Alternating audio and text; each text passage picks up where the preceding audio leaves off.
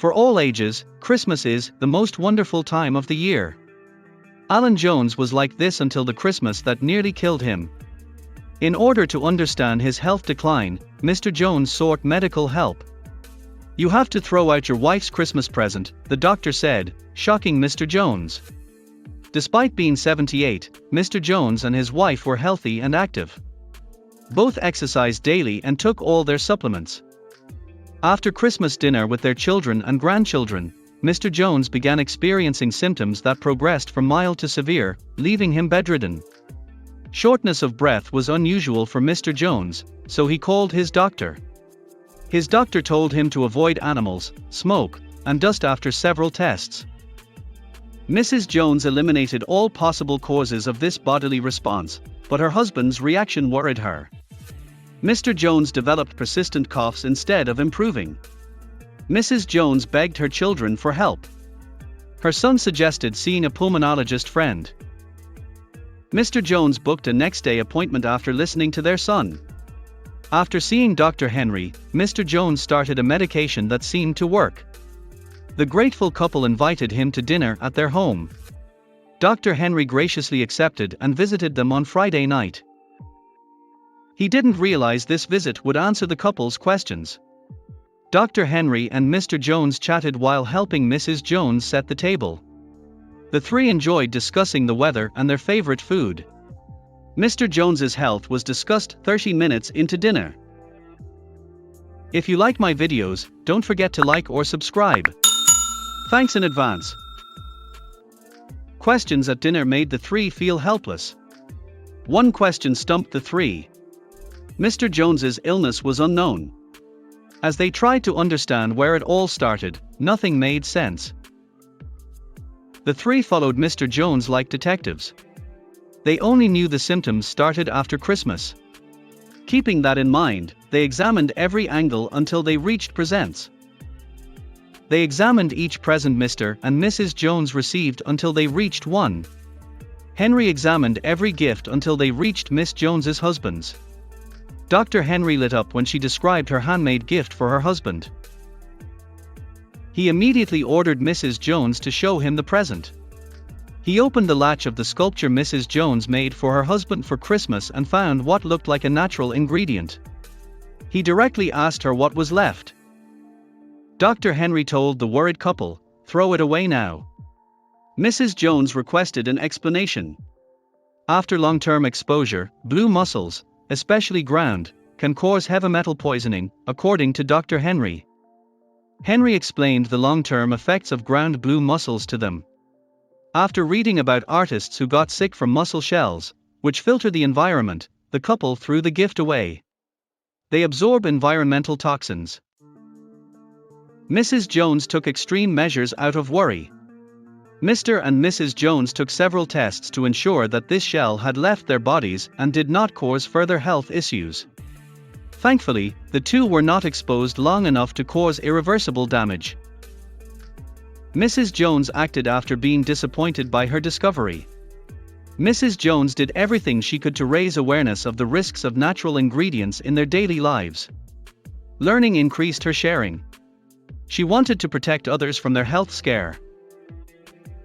Mrs. Jones found many art materials risks. Mrs. Jones realized that stone and wood carvers, glassworkers, and other artists face health risks. Her story teaches everyone to research before using unfamiliar items. Mrs. Jones was most moved by a Canadian artist whose art slowly poisoned her. Since 1998, Canadian sculptor Gillian Genzer has been creating an Adam from Eden sculpture. Her art was mostly inspired by nature and the environmental crisis. Gillian was unaware that her art was poisoning her. Gillian sculpted with bones, shells, and dried plants. She wanted blue mussel shells to sculpt Adam. Before Adam, she sculpted Lilith from eggshells. She only used organic materials. It would destroy her. Gillian wanted to use polished blue mussel shells in her Adam sculpture because they looked like mussel fibers. She considered the sculpture her magnum opus. Ironically, what took years to complete would end her life. Gillian made Adam from bulk blue mussel shells from Toronto's Chinatown. She sculpted and sanded mussel shells for hours. Her atom sculpture took 15 years to complete. She never expected this piece to kill her. Gillian became ill several years into her art project. Her constant headaches and nausea worsened no matter what she did. Sore bones and fatigue followed minor aches and pains. She initially blamed stress. It worsened slowly. Gillian was trying to feel better while finishing her sculpture. She tried all vitamins, including B, C, zinc, iron, and E. After several weeks, the headaches, short-term memory loss, and severe fatigue did not improve. She finally returned to the doctor. Gillian's condition shocked the doctors.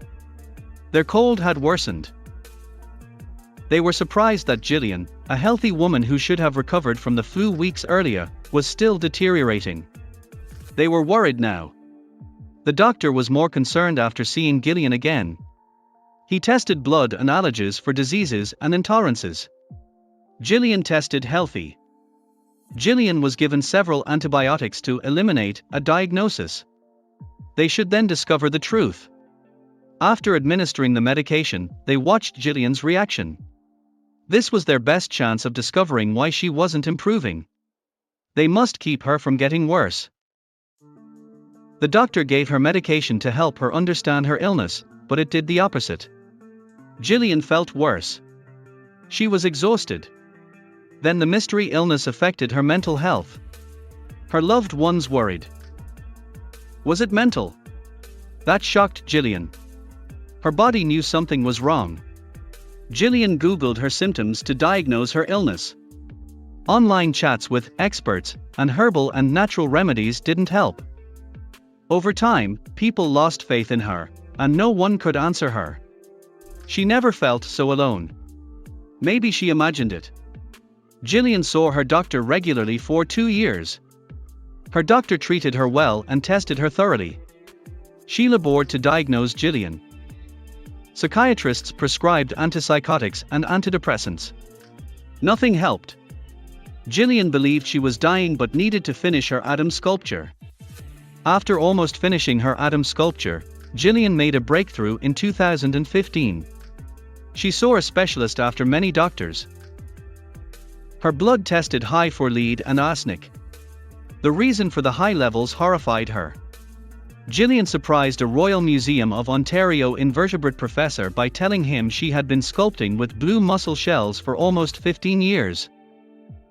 He said, "People don't realize how poisonous these things are," she said. Ironically, Gillian died for art. Polluted mussels accumulate lead and arsenic. Gillian handled toxic shells for over a decade. As she worked, she inhaled shell dust. Her nervous system deteriorated from the toxins. Gillian finished her atom sculpture, but her life is poor. Despite her art poisoning her, she had to finish it. Adam makes me sad for myself and our planet. I'm happy because he's great. That's my hope. He's my beautiful death. Artists portray life. Every artist has a style. Artists express their mood in their work, whether they paint, draw, sculpt, or make pottery. Painters have distinct brushstrokes and color palettes. These distinguish artists. Gillian has this style. Nature lover. She was a seaside kid. She spent hours in the sand and swimming with her siblings. Her best memories had to be part of her art. She loved the shell's salt and sea smell. It was a novel way to express her ocean love in her art. Shells felt great to Gillian. Blues, greens, and indigos captivated her. Milky and pearly colors. They seemed to know everything. She stared for hours. She painted a few pictures to capture the colors. The dedicated artist played with mussel shells in her fingers. Their essence was slowly penetrating her skin. Her lifelong hobby hurt her slowly. When crushing shells, she would gather her gear. A small ritual. She slowly broke shells into steel dishes. Piece by piece. Her hands would crumble them. They were one of her favorite toys. She was cut several times. She may have missed a sign. Dangerous shells. She should have heeded nature. Inhaling crushed mussels was microscopic. She never thought the shells were poisonous. She inhaled crushed shells. She inhaled them unknowingly. Suicide. Her favorite routine was slowly stealing her life. Ironically, her art was her only reason to live, so she enjoyed it most. She woke up daily for art. Her art occupied her dreams. It was tragic. Nobody predicted this. Lovely woman. Many love seafood. Mussels, prawns, scallops, and seaweed contain arsenic. Boiling can remove the poison. This risks flavor and nutrients that people love. Who knew she would have such a severe allergic reaction? It wasn't a spontaneous reaction. Slow poisoning took years. Gillian's determination to finish her statue despite illness is admirable. She had to master beauty like a true artist. Her sculpture and life are tragically beautiful. That's life. Birth requires death. Finishing something old allowed for new creation. Beginnings require endings. In her final years, she can be proud that many artists praised her work. Other art fundists heard her story and offered her love and support. In her final days, she knew her sculpture had inspired many young artists. Gillian's Adam endures. He balances love and pain. He reminds us of our purpose on earth. When we see him, we'll remember that even though we're hurting, there's beauty to find. She died for her art. Thanks for watching. I'll see you again in the next video.